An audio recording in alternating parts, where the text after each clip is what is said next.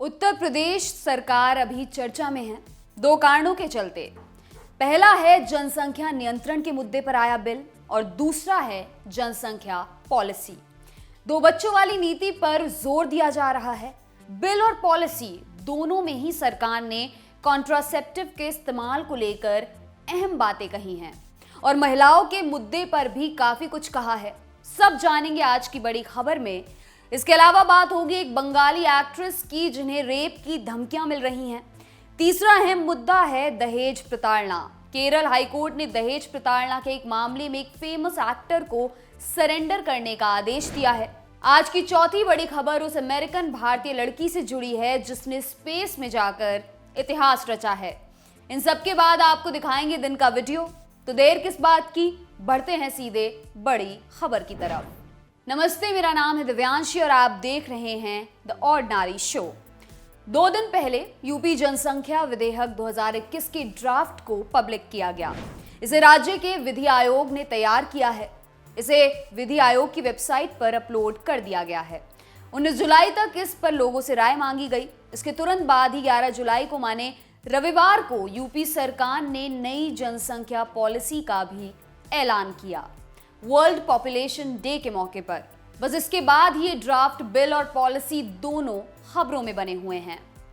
Draft bill का title है the Uttar Pradesh population control stabilisation and welfare bill 2021।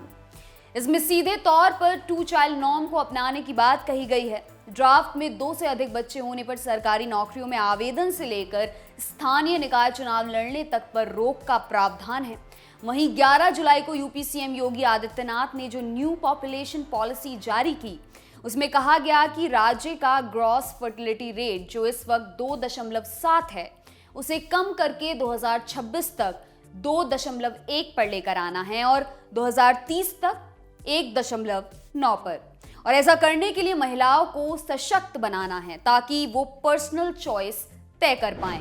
Bill और policy दोनों में ही गर्भ निरोध पर जोर दिया गया है। पहले बताते हैं बिल के बारे में। इसमें शुरुआत में तो 2 बच्चे रखने पर क्या क्या फायदे मिलेंगे वो डिटेल में बताया गया है। इस पर ऑलरेडी दी लल्लन टॉप ने एक स्टोरी की है, उसका लिंक आपको डिस्क्रिप्शन में मिल जाएगा। लौटते हैं गर्भ निरोध के मुद्दे पर। ड्राफ्ट बिल में सरकार की कुछ जिम्मेदारियां बताई गई हैं, जो हैं हर प्राइमरी हेल्थ सेंटर्स में मैटरनिटी सेंटर्स खोले जाएं, एनजीओ और हेल्थ केयर सेंटर्स के जरिए कॉन्ट्रासेप्टिव पिल्स, कॉन्डम्स वगैरह बांटे जाएं। हेल्थ केयर सेंटर्स और एनजीओ कॉन्ट्रासेप्टिव पिल्स और कॉन्डम्स के इस्तेमाल को लेकर लोगों को एनकरेज करें। एएनएम और सोशल हेल्थ एक्टिविस्ट जैसे कम्युनिटी हेल्थ वर्कर्स के जरिए फैमिली प्लानिंग को लेकर जागरूकता फैलाई जाए। प्रेगनेंसी, डिलीवरी, बर्थ और डेथ का अनिवार्य रजिस्ट्रेशन किया जाए। गर्भवती औरतों को आयरन और विटामिन कैप्सूल्स दी जाएं। बच्चों को कई तरह के हेल्थ रिस्क से बचाने के लिए वैक्सीनेशन ड्राइव चलाया जाए। फैमिली प्लानिंग के मुद्दों पर मेल पार्टिसिपेशन को एनकरेज किया जाए। इस मुद्दे पर पति पत्नी के बीच चर्चा को भी एनकरेज किया जाए। गांव के स्तर पर छोटा परिवार रखने के फायदों के बारे में बताया जाए। गर्ल चाइल्ड के महत्व को समझाया जाए और लैंगिक समानता को प्रमोट किया जाए। सरकार की ड्यूटी रहेगी कि राज्य के सभी सब हेल्थ सेंटर्स में कॉन्ट्रासेप्टिव्स की उपलब्धता रीजनेबल रेट्स पर रहे। इंडियन एक्सप्रेस की खबर के मुताबिक राज्य के विधि आयोग की सेक्रेटरी सपना त्रिपाठी ने जानकारी दी कि सरकार ने ड्राफ्ट बिल बनाने के लिए नहीं कहा था। आयोग ने अपनी मर्जी से इसे बनाया है और लोगों की तरफ से जो सजेशन उन्हें मिलेंगे उसके आधार पर सुधार करके फाइनल ड्राफ्ट वो सरकार को कंसिडरेशन के लिए भेजेंगे। इसके अलावा 11 जुलाई को नई जनसंख्या पॉलिसी जारी करते हुए योगी आदित्यनाथ ने कहा कि बढ़ती जनसंख्या विकास में बाधक होती है, इसलिए जनसंख्या नियंत्रण के लिए और कोशिश जरूरी है। इस पॉलिसी में एक ऐसा पॉइंट है जिसे लेकर इस वक्त काफी बहस हो रही है। दरअसल पॉलिसी में भी कॉन्ट्रासेप्टिव्स के इस्तेमाल पर जोर दिया गया है और सुरक्षित अबॉर्शन की भी बात कही गई है। इन्हीं पॉइंट्स को लेकर कुछ लोग ये कह रहे हैं कि सेक्स सेलेक्टिव अबॉर्शंस करवाने के चांस काफी ज्यादा हो जाएंगे। वहीं पुराने कुछ वाकये शेयर करते हुए ये भी सवाल किया जा रहा है कि नए नियमों के चलते कहीं जबरन नसबंदी की घटनाएं सामने ना आने लगे। वहीं ड्राफ्ट में जो 2 चाइल्ड पॉलिसी का जिक्र हुआ है उस पर भी सवाल उठ रहे हैं। एनडीटीवी के एक टॉक शो में पॉपुलेशन फाउंडेशन के एग्जीक्यूटिव डायरेक्टर पूनम मुत्रेजा ने इसे एंटी विमेन करार दिया है।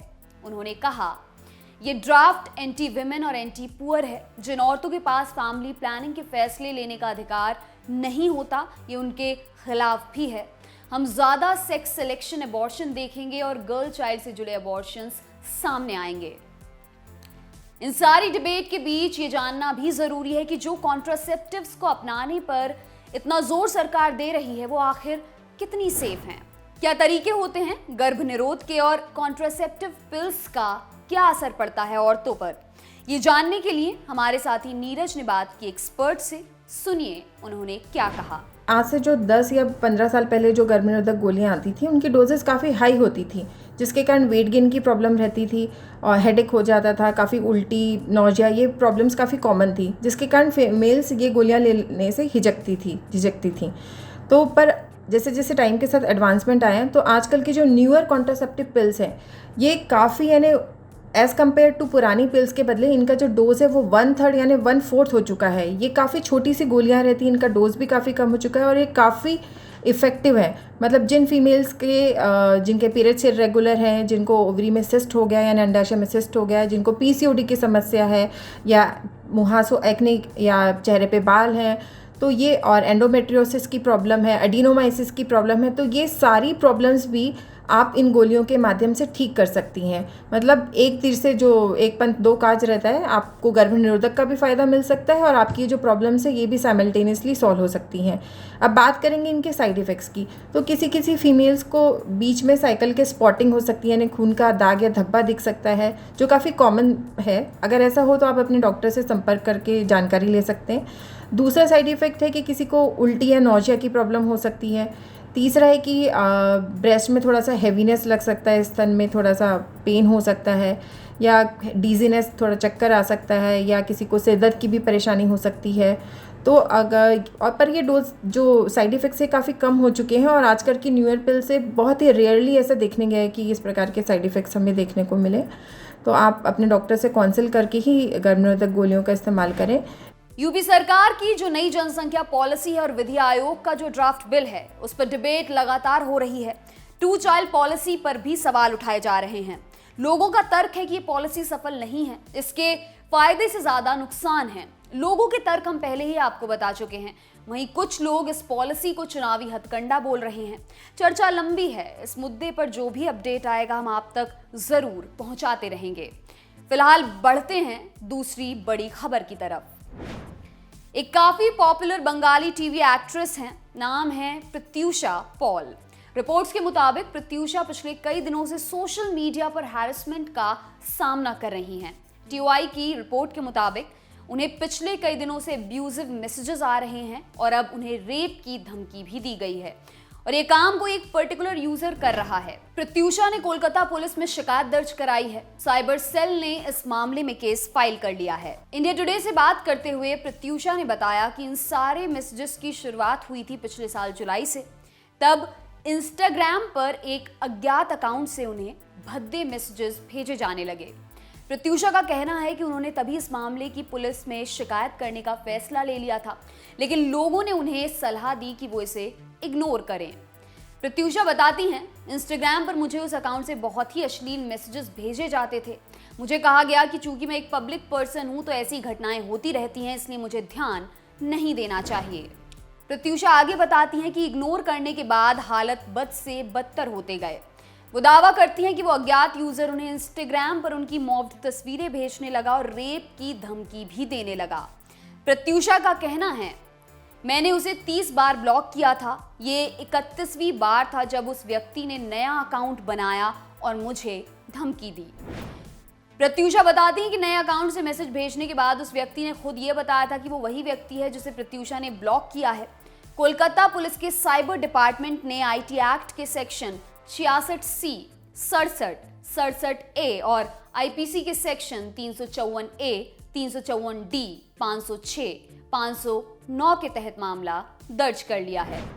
ये थी आज की दूसरी बड़ी खबर। अब बढ़ते हैं तीसरी खबर की तरफ। ये खबर है केरल से।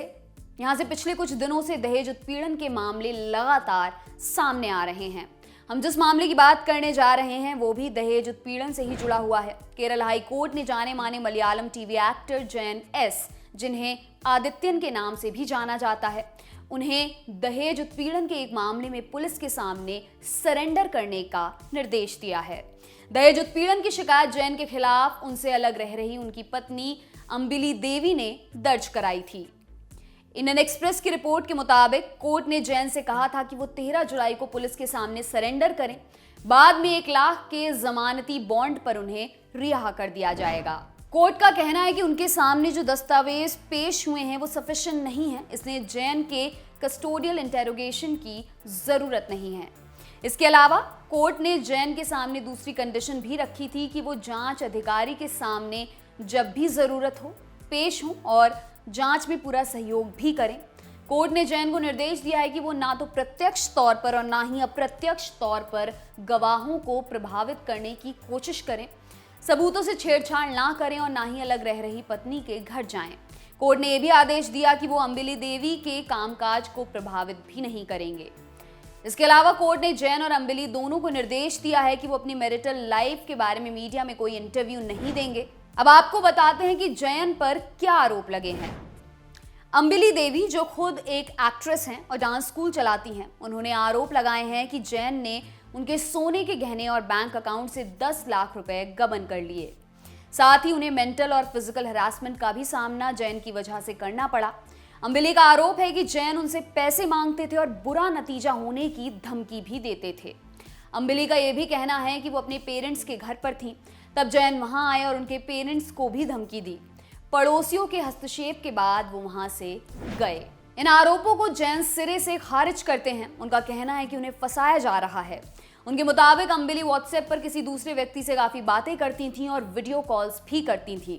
इसी को लेकर उन्होंने आपत्ति जताई थी, जिसके बाद उन्हें झूठे केस में फंसाया गया। जैन और अंबिली की शादी जनवरी 2019 में हुई थी। नवंबर 2019 में दोनों का एक बेटा हुआ। ये दोनों की ही दूसरी शादी थी। ये थी तीसरी बड़ी खबर। अब बढ़ते हैं चौथी खबर की तरफ। अंतरिक्ष यात्रा करने वाली भारतीय मूल की महिलाओं की लिस्ट में अब एक और नया नाम जुड़ गया है। कल्पना चावला और सुनीता विलियम्स के बाद अब शिरीषा बंदला अंतरिक्ष यात्रा कर आई हैं। उन्होंने ये यात्रा कारोबारी रिचर्ड ब्रेंसन के साथ की। रिचर्ड ब्रेंसन वर्जिन ग्रुप के फाउंडर हैं। रिचर्ड अपने साथ शिरीषा के अलावा 4 और लोगों को अंतरिक्ष यात्रा पर ले गए। ये यात्रा इस क्षेत्र में कमर्शियल अवसर तलाशने के लिए की गई थी। जिस स्पेस प्लेन से यात्रा की गई उसे VSS यूनिटी नाम दिया गया।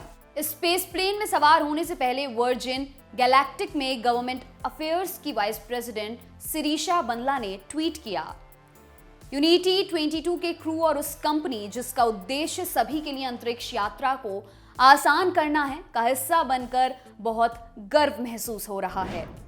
अब बताते हैं शिरीषा की जर्नी के बारे में। भारतीय मूल की शिरीषा का जन्म आंध्र प्रदेश के गुंटूर जिले में हुआ था। उनके दादा ने इंडियन एक्सप्रेस को बताया कि शिरीषा बचपन से ही आसमान में उड़ने की चाहत रखती थी। वो उनसे हमेशा चांद और सितारों की बातें करती। 4 साल की उम्र में शिरीषा भारत से अमेरिका चली आई। टेक्सास के ह्यूस्टन में उनकी परवरिश हुई। शुरुआती पढ़ाई के दौरान ही उनका रुझान अंतरिक्ष की तरफ बढ़ता गया। बाद में उन्होंने साल 2011 में पर्ड्यू यूनिवर्सिटी से एरोनॉटिक्स एंड एस्ट्रोनॉटिक्स में बैचलर्स डिग्री हासिल की। आगे साल 2015 में वॉशिंगटन यूनिवर्सिटी से मास्टर्स ऑफ बिजनेस एडमिनिस्ट्रेशन की पढ़ाई पूरी की। शिरीषा जानी मानी स्पेस एजेंसी नासा का हिस्सा बनना चाहती थी, लेकिन आंखों में दिक्कत की वजह से उनका यह सपना पूरा नहीं हुआ। हालांकि पर्ड्यू यूनिवर्सिटी में उनके एक प्रोफेसर ने उन्हें कमर्शियल स्पेस फ्लाइट्स के बारे में बताया, जिसके बाद उन्होंने इस क्षेत्र में करियर तलाशा। साल 2015 में उन्होंने वर्जिन गैलेक्टिक कंपनी ज्वाइन की और अब उन्हें अंतरिक्ष यात्रा का मौका मिला। VSS यूनिटी में शिरीषा एक रिसर्चर के तौर पर सवार हुई। बचपन से ही अमेरिका में रहने के बाद भी शिरीषा का भारत से जुड़ाव बना हुआ है। डेक्कन हेराल्ड की रिपोर्ट के मुताबिक शिरीषा हर साल भारत आती हैं। इस साल वे दिसंबर में भारत आने वाली हैं। पिछले साल नवंबर में आई थी। भारत में उनका बचपन गुंटूर के तेनाली में बीता। अपनी नानी के यहाँ सिरिशा के माता पिता अमेरिकी सरकार के लिए काम करते हैं।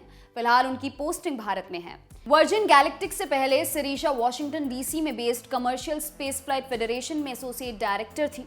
उनके लिंक्डइन प्रोफाइल के मुताबिक सिरिशा ने यहाँ 2012 से लेकर 2015 तक काम किया। इससे पहले वह L3 कम्युनिकेशन इंटीग्रेटेड सिस्टम में बतौर मैकेनिकल इंजीनियर जुड़ी रही। सिरिशा फिलहाल फ्लोरिडा यूनिवर्सिटी के साथ मिलकर अपनी रिसर्च कर रही हैं। ये थी आज की बड़ी खबरें। अब देखिए दिन का वीडियो। ये वीडियो मध्य प्रदेश के आगर मालवा का है। आज तक के प्रमोद कारपेंटर की रिपोर्ट के मुताबिक यहाँ गरीबी के चलते लोगों के पास खेती के लिए बैल नहीं है, इसलिए उनकी जगह घर की औरतें खेत जोत रही हैं। 2 वक्त की रोटी कमाने के लिए खेतों में हल बखर चला रही हैं।